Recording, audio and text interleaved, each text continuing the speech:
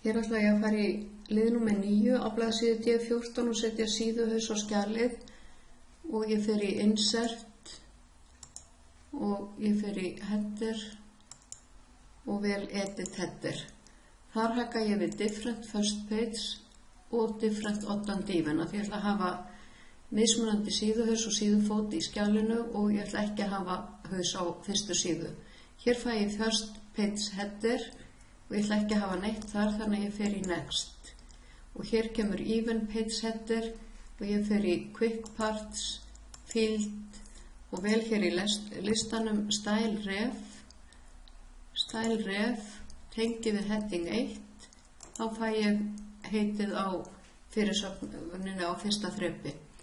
Og ég ætla að fara hér í Home Flippa og hafa línu undir. Síðan fer ég aftur hérna í Design Flippan á Header and Footer Tools meðan ég í haus og ég fer í Next. Og þá fer ég í Odd Page Header og ég fer í Quick Parts, Field og vel hérna Style Ref eins og áðan. Style Ref og ég tengi við Heading 1 og þá fæ ég gerð tunglsins.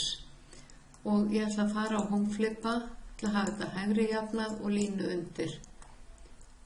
Og ég ætla að fara hér í Even Page Footer og ít á miðjuskipunina og ég fer hérna í Design Flippan, Page Number, Current Position og vel hér. Og ég ætla að fara í Odd Page líka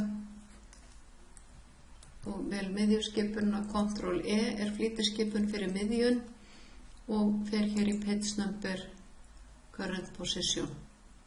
Og þá lendi ég aftur hér á fyrstu síðu því hún spyr hvort ég vilja hafa fót þar. En hér er komin fyrirsögnin tunglið. Það verður svona grátt af því að tölvan er að setja þetta inn, tengja hér við. Síðan kemur blaðsíðunúmerið, númer 2 og hausinn hér, hægra megin og blaðsíðunúmer hér. Heimildirnar tengjast við fyrirsagnastílinn og blaðsíðu númer 4 og nú loka ég haus og fæti og ég ætla að vista skjalið.